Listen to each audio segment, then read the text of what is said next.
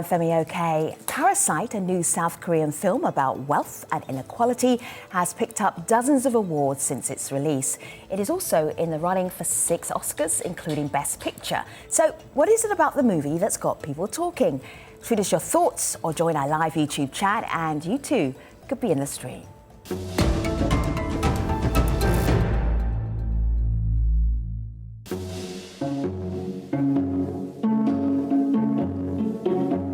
다송이는 완전 예술가 재질인데. 침팬지를 그린 거죠? 자화상이에요. 역시. 그동안 미술쌤도 여러 명 바꿔가면서 해봤는데요. 제가 사람 하나가 휙 하고 떠올랐는데. 아 잠깐. 제시카 외동딸 일리노이 시카고 과선배는 김치모 그는 이사촌.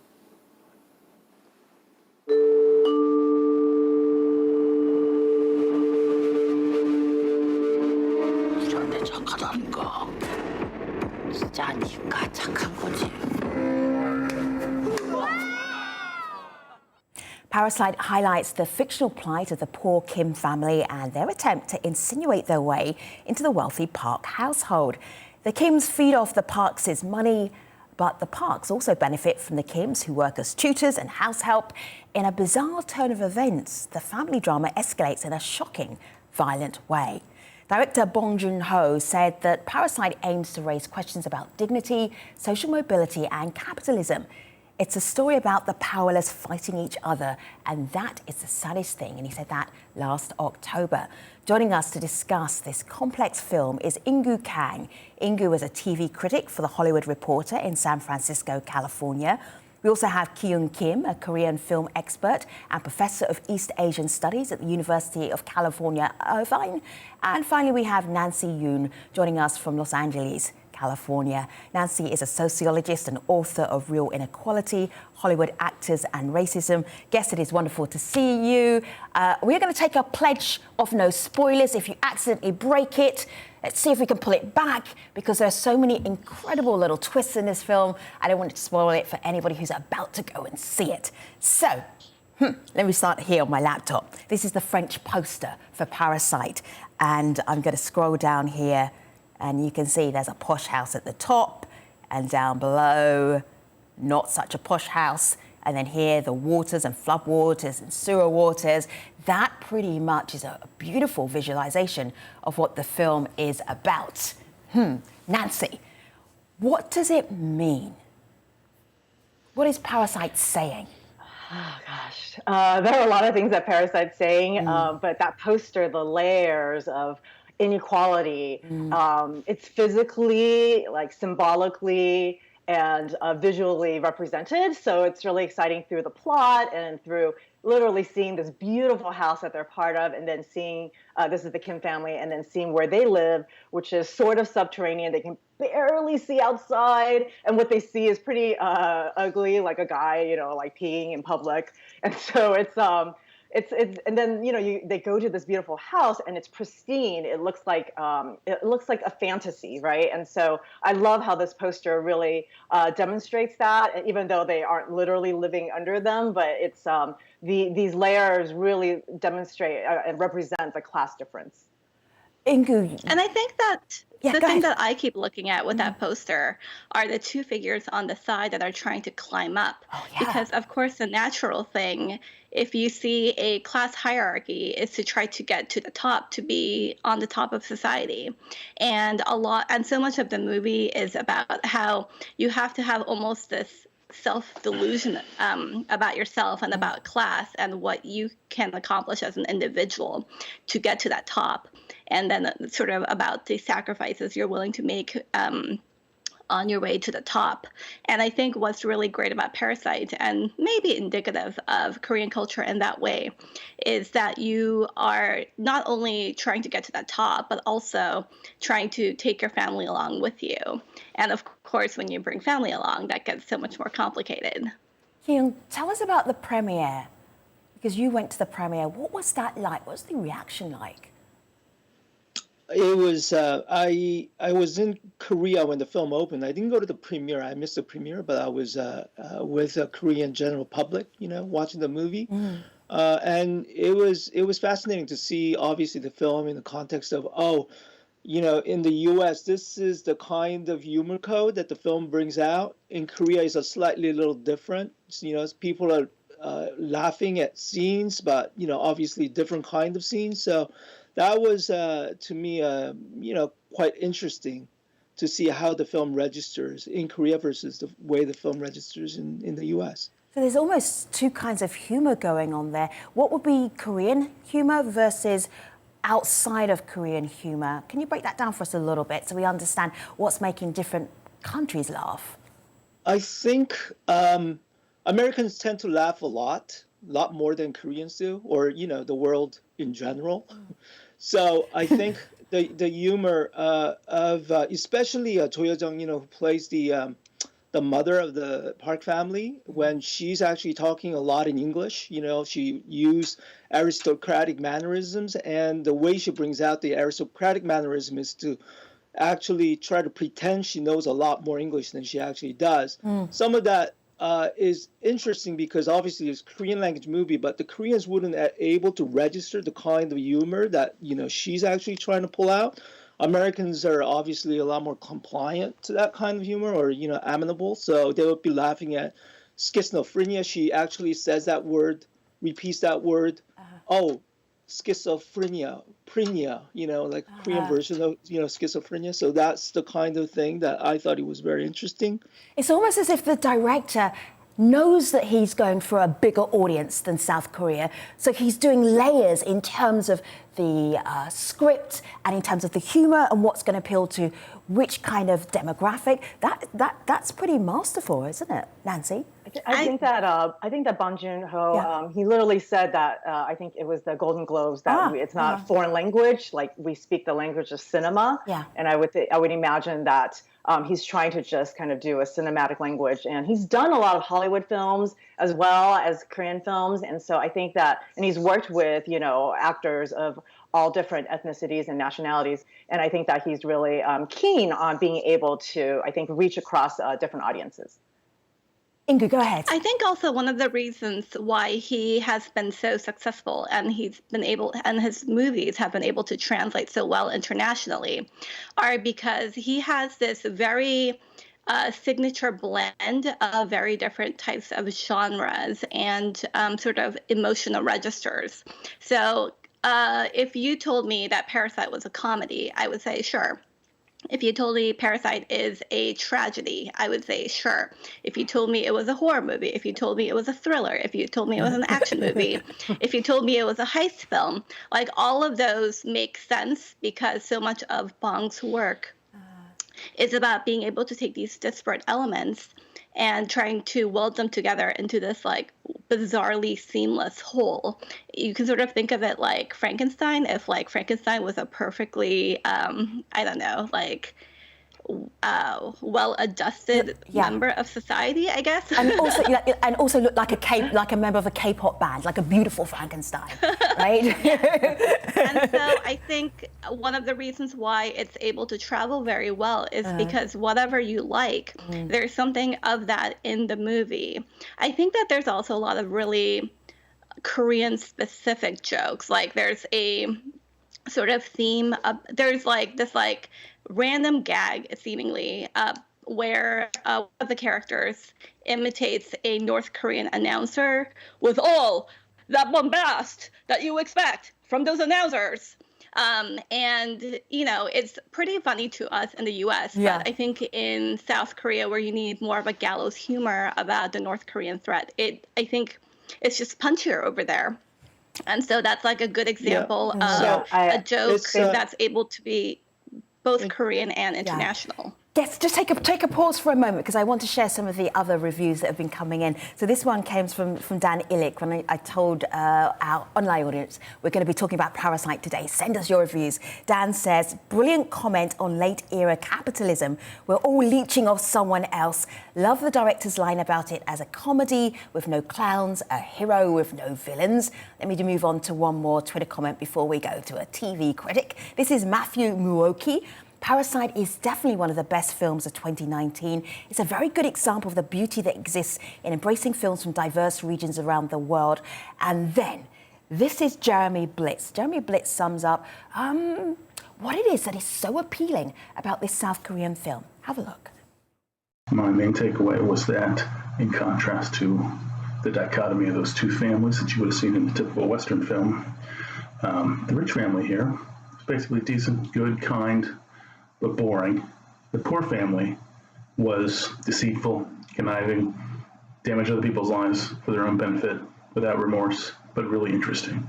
We wouldn't want to see a movie about the rich family. Boring. I'd say 3 or 4 more movies about the poor family. So I just thought that was an interesting way of contrasting those things. Oh my gosh. Go ahead, Nancy.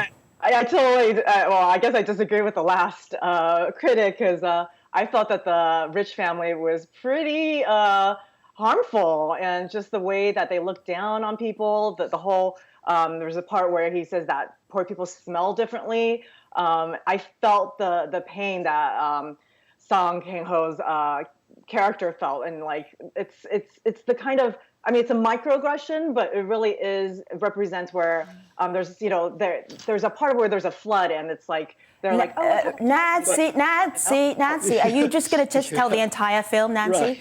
Oh. I'm going to put you in the quiet room for now, in the spoilers detention room, and then talk to Kaeyoung until you think on your ways of spoiling the film. It's not entirely a spoiler, but there is between the rich family and the poor family, one of the things that happens is that the poor family smell differently from the rich family. Yes. And that's brought up in the film. Kaeyoung, go ahead.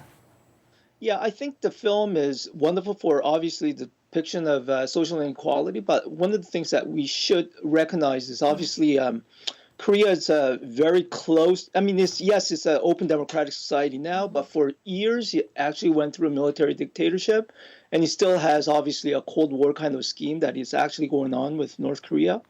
So one of the things that it does bring out the element of obviously blacklisting, you know, who's this family of Parasite.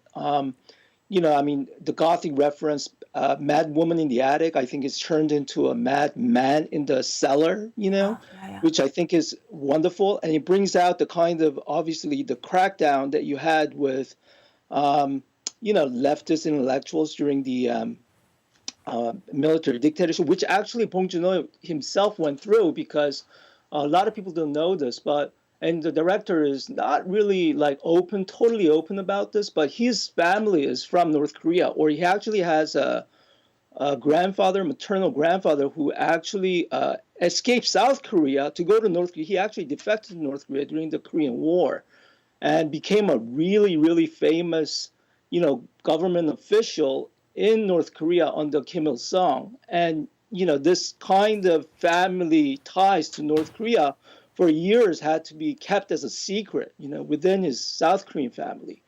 So that's one of the things that I think is very important to know. And the North Korean references the film is making, I think, is directly tied to some of these things that are going on. The clandestine kind of politics and the people living with terror, you know, with this obviously very real secret, you know, having the ties with North Korea. So those are the things that are absolutely wonderful. I think it's also important to note, though, that Bong Joon-ho himself, he's pretty open about spending a lot of his college years not going to college, but also working as a not working, but participating in a lot of pro-democracy protests. And anyone who knows anything about the history of modern Korea knows that that was an insanely dangerous thing to do, even if tens of thousands of people were compelled to come to the streets to basically demand a better life and a more transparent government. But I think that if we want to sort of go back to the class critique that is at the heart of Parasite, I think something that you can see throughout Bong's work is that he usually gives you a group of the haves and a group of the have-nots. And what he wants to do ultimately is to complicate those ideas.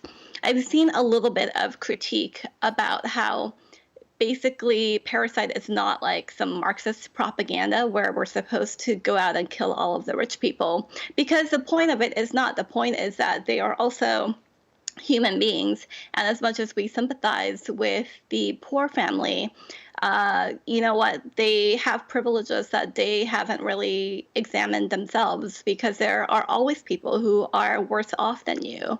And I think one of the things that makes Parasite register so strongly is that not only do you have to confront the class hierarchy that you live in, but then also examine, oh, like, am I the worst off person in the world? Yeah. Probably not.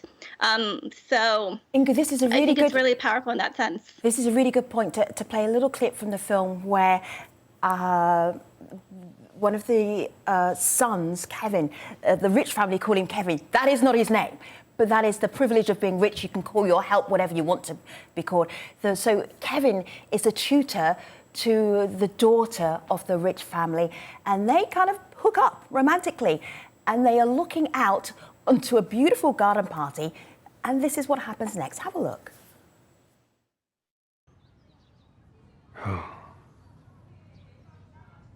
다들 멋있다, 그치? 이렇게 금방 모였는데도 다들 쿨하고 되게 자연스럽네. 다혜야. 응? 나 잘 어울려? 뭐가? 잘 어울리냐고, 여기. Nancy, coming out of spoiler detention, I have to share this with you. Ava DuVernay tweeted this, and it's an award ceremony. There have been so many with the Parasite cast, and she just says one word: everything. Look at these faces, the cast, the director there. What a sight! I'm wondering, is this a moment for cinema, for international cinema, where people can get beyond the fact that they're not watching it in the language they're used to watching film in, or big films in, and that's English? And are you seeing something here that could be a trend? I'm thinking of Roma from last year, which did really well. And here we have another one, Parasite. Again, I mean, both beautiful, beautiful films. There's no reason why they should not be watched by many, many people, other than the fact that they're not in English. Nancy, go ahead.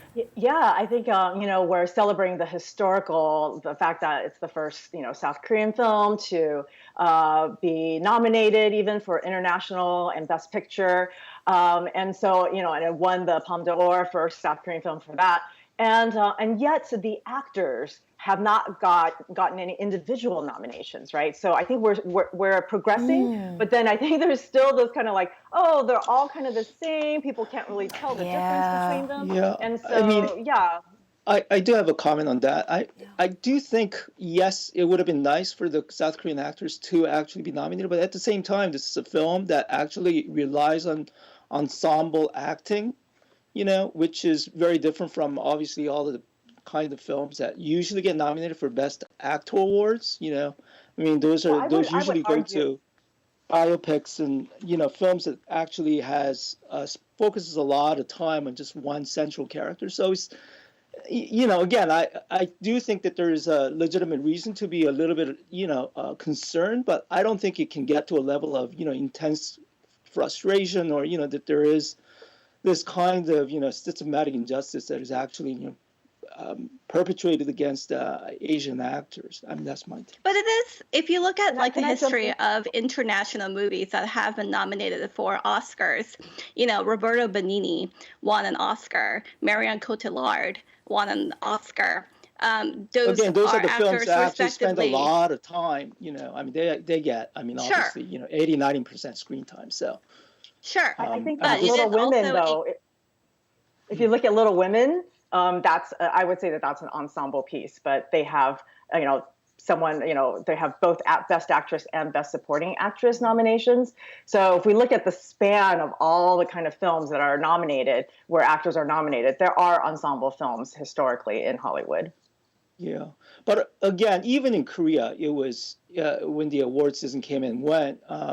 They did receive a couple of recognitions, but I mean, it wasn't as if Song Kang was swept the entire categories of, again, a best actor, even in Korea. So it's very difficult to say that, there was this kind of a, official kind of a snubbing going on within the context of award ceremony. So that's, again, my take. Again, it's very difficult. I don't think anyone's saying that there is some sort of like official snubbing. I think that you can definitely say that when we talk about best actor, best actress nominations, what tends to happen are people who are already pretty famous, and even if they're in not particularly great movies, the fact that they're a movie star probably has a lot more to do with the fact than anything else. I mean, Renee Zellweger getting a Best Actress nomination for playing Judy Garland this year. Yeah. I just wanted to jump in and put in one really quick correction to what Femi had said. Oh, go ahead. It wasn't Roma last year that won; it was Green Book. So, but did not Roma win Best Director at the Oscars? Oh. Yeah? Yeah. Yeah, Best Director at the Oscars. I was talking about Roma winning Best Director, which is unusual for a foreign film. Now, if I'm wrong on YouTube, please correct me. I'm happy to stand corrected. But that's what I was referencing, and which I do believe was the case.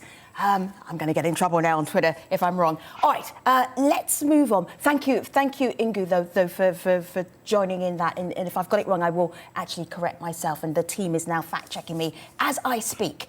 Let me share this with you. This is from the director of Parasite. And it moved me a lot because I love reading subtitles. I don't care about subtitles. But it does have an impact on how well a film does. Let's have a listen to the director of Parasite. 장벽도 아니죠. 한 1인치 정도 되는 그 장벽을 뛰어넘으면 여러분들이 훨씬 더 많은 영화를 즐길 수 있습니다. Once you overcome the 1-inch tall barrier of subtitles, you will be introduced to so many more amazing films.